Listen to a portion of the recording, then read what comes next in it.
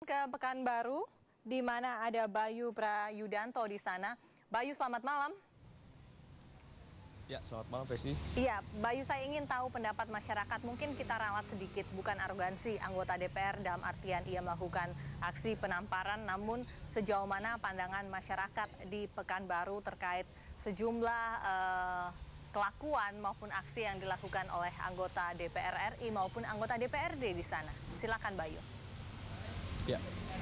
Ya, Fesi dan pemirsa, insiden serangan fisik yang dilakukan oleh anggota DPR RI dari fraksi PAN yaitu Andi Taufantiro memang telah menjadi buah pipir di kalangan masyarakat. Hal ini bermula dari informasi melalui BlackBerry Messenger yang menyatakan bahwa adanya oknum anggota DPR yang melakukan penamparan terhadap petugas bea cukai di Bandara Soekarno-Hatta. Meskipun Andi Taufantiro sendiri membantah tidak melakukan penamparan, namun hanya melakukan pendorongan terhadap petugas bea cukai sendiri, namun hal itu tetap menjadi buah bibir di kalangan masyarakat. Saat ini saya telah berada di salah satu warung makan yang ada di Pekanbaru untuk mengetahui bagaimana respon dari warga masyarakat, khususnya warga masyarakat Kota Pekanbaru. Saya akan mewawancarai salah satu pengunjung yang ada di warung makan ini. Selamat malam, Mas. Yap, selamat malam. Dengan Mas siapa? As'ari Abdullah. Ya, Mas Ari, adanya sikap anggota DPR RI yang melakukan pendorongan terhadap salah satu petugas di bandara. Bagaimana menurut Mas Asari? Menyangkut dengan berbagai tindakan kekerasan yang banyak dilakukan oleh representatif publik ataupun anggota DPR pada hari ini, itu kita menyayangkan tindakan kekerasan yang dilakukan oleh mereka. Nah, kenapa? Karena dia adalah sebagai pelayan masyarakat. Nah, di dalam undang-undang diatur tidak ada pengawasan itu dengan kekerasan. Memang mereka memiliki fungsi pengawasan, tugas pengawasan, tapi tidak dengan kekerasan.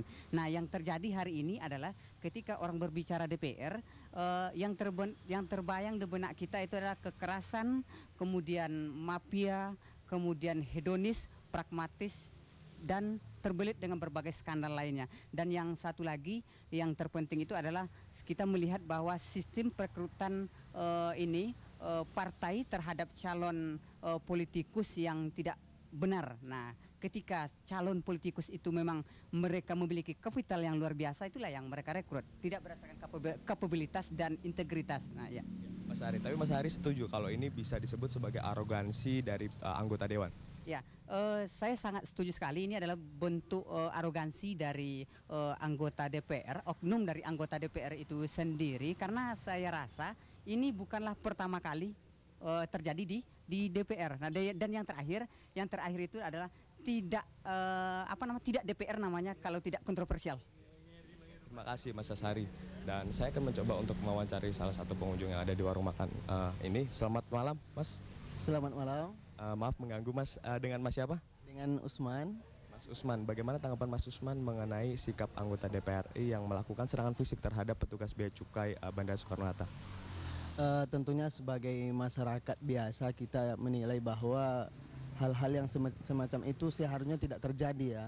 Apalagi anggota dewan, di mana ini adalah role model sebagai contoh bagi masyarakat. Dan kita menginginkan tentunya merakyat lah. Jangan melakukan hal-hal apalagi tindak kekerasan di mana nanti yang kita inginkan sebagai rakyat ini adalah belas kasihan dari anggota DPR tersebut, sehingga kita sebagai masyarakat memang betul-betul merasakan sentuhan bukan kekerasan tetapi sentuhan hati nurani dari DPR itu sendiri. Tapi Mas Usman sendiri setuju ini disebut sebagai arogansi dewan kita yang terhormat?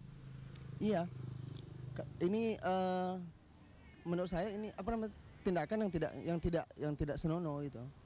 Kalau memang ini terjadi ya, tindakan yang seharusnya dilakukan oleh anggota dewan, tidak sepakat gitu. Terima kasih, Mas Usman.